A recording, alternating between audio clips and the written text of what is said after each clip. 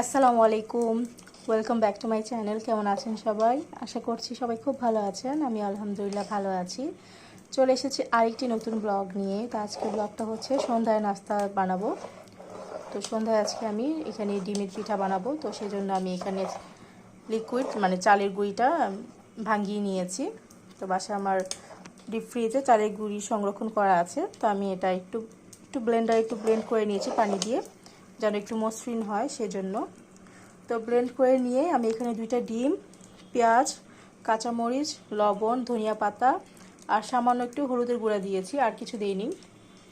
তো এটা দিয়ে ভালো করে মিক্স করে আমার আরেকটু পানি লেগেছে, তো আমি একটু পানি দিয়েছি, নাহলে ব্যাটারটা অনেক ঘন হয়ে যাবে, তো পিঠাটা ভালো হবে না। তো এই যে আমার ব্যাটারটা এই পর্যায়ে দেখতে পাচ্ছেন যে এরকম হয়েছে ঘনত্বটা। তো প্রথমে একটা পিঠা বানিয়ে দেখব যে আরও পানি লাগবে কি না। তো যেহেতু আজকে আমি প্রথম বানাচ্ছি, আরেকবার বানিয়েছিলাম তখন আম্মু হেল্প করেছিল। তো এই তো আজকে বানিয়ে দেখব পিঠাটা কেমন হয়। আপনারা অবশ্যই এটা বানিয়ে ট্রাই করতে পারেন, খুবই মজাদার আর খুবই ইজি ওয়েতে এটা হয়ে যায়। সন্ধ্যায় আপনারা চাইলে এটা তৈরি করে খেতে পারেন। এটা আটা দিয়েও বানানো যায়, আর আমি আজকে চালের গুঁড়ি দিয়ে বানাচ্ছি। তো কড়াইতে তেল দিয়ে দিয়েছি। তো তেলটা দেখতে পাচ্ছেন, তেলটা কিন্তু গরম হয়ে গেছে। তো এখন আমি পিঠাটা দিয়ে দিব। তো এই যে এখন আমি বিসমিল্লাহ বলে প্রথম ইয়েটা ছেড়ে দিচ্ছি।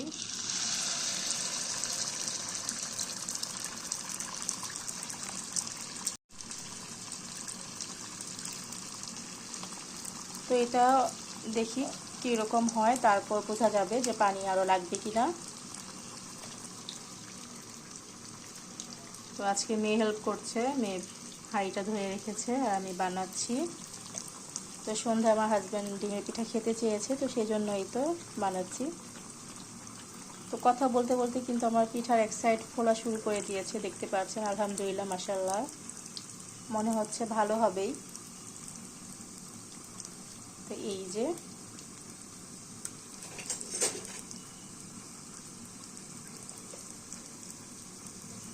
আসলে এক হাতে ক্যামেরা ধরে আরেক হাতে রান্না করাটা কিন্তু খুবই ডিফিকাল্ট, তাও করছি আপনাদের জন্য।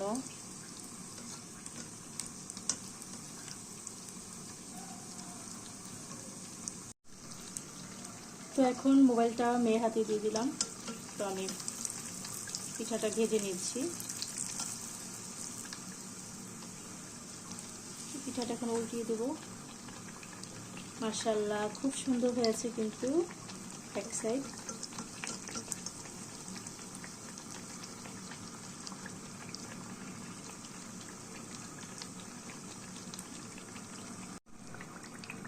তো এই যে আমার একটা পিঠা কিন্তু হয়ে গেছে। তো আমি এটা এখন ঝরিয়ে উঠিয়ে ফেলবো, আর একটা দিয়ে দিব।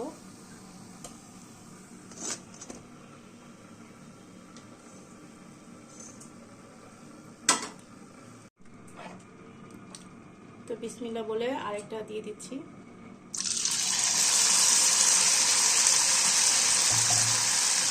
তেলের তাপটা একটু কমিয়ে দিব,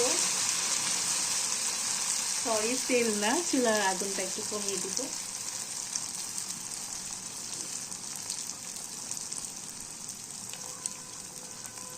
তো মাশাআল্লাহ, দ্বিতীয় পিঠাটা আবার সুন্দর ফুলে উঠছে।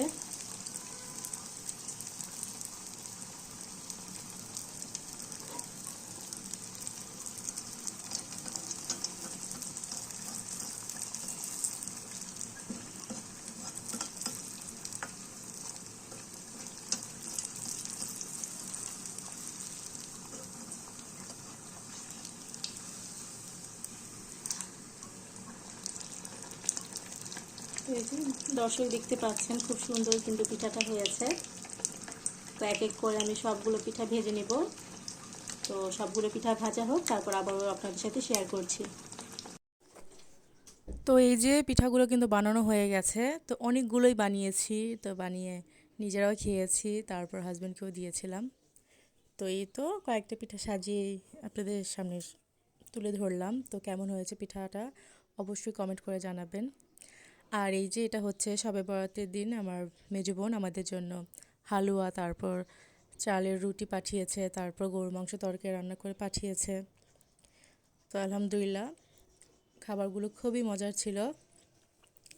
আর এই যে আমি হঠাৎ করে আমার রাত্রে 1টার দিকে বিরিয়ানি খেতে ইচ্ছে করছিল, তো আমি ঘুম থেকে উঠে রাত 1টা বাজেই তো বিরিয়ানি রান্না করেছি। এটা শবে বরাতের দিন।